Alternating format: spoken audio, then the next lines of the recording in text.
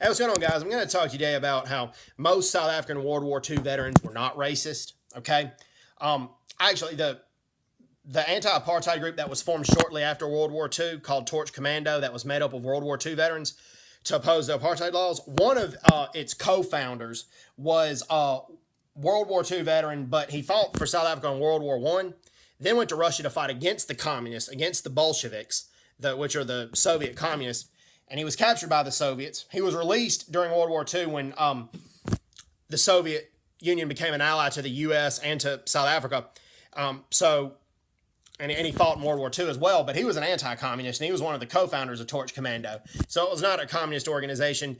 The reason Torch Commando was formed is because the World War II veterans felt like they were fighting against Nazism, and that if South Africa fought against Nazism but then came back and had an apartheid-like government, it would have been hypocritical to the ideals that they fought against during World War II.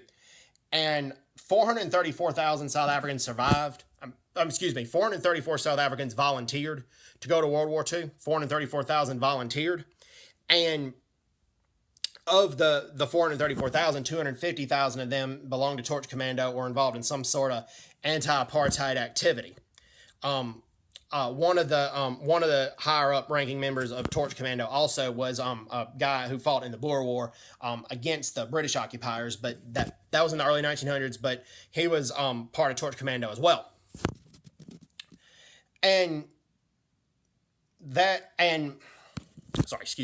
And also, South Africa was an all-volunteer force in World War II. South Africa didn't feel like they could conscript people because there were a lot of Afrikaners that felt like that South Africa should align with the Nazis or had pro-Nazi-like sentiment. But as I said, it wasn't the vast majority, because if it was the vast majority, then J.C. Smuts probably would have never became prime minister. And so the ones who were fighting against Nazism volunteered to do so. And they were wanting to defeat that type of evil. And that was something a lot of them strongly believed in defeating. And another reason I point this out is because right now, this happened in Durban. One of the South African World War II veterans had a street named after him in Durban, but the name was taken away. And it was given to an ANC freedom fighter named Solomon Malanga. But I don't think he was a freedom fighter. I think he was a thug and a terrorist. But that's a different video. I don't want to go there. That's a different video. We'll talk about it in the future, though. But the thing is, I'm not objecting to naming things after anti-apartheid people, or activists, or anti-apartheid heroes, but we don't need to take the names away from these World War II veterans, because many of them were not racist themselves. Many of them believed in fighting against Nazism, and they came back to South Africa to fight against racism. So it's very disrespectful to take that away from them. And the current government, the ANC government, should not be doing that. The Julius Malema and his opposition party to the ANC, the more radical version, the more radical party, they shouldn't be doing it either. Okay, it's wrong to do that. It's wrong to discriminate or leave somebody out of history textbooks just because they're Caucasian or any color. And that does not need to stand. And the South African World War II veterans do not need to be labeled as racist when most of them were in fact not.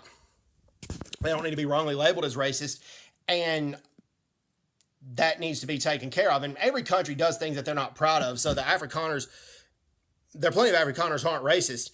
I'd say nowadays the vast majority are not. But they need to look at people like Sailor Milan and focus on what he did. They don't need to try to conceal what others did during World War II.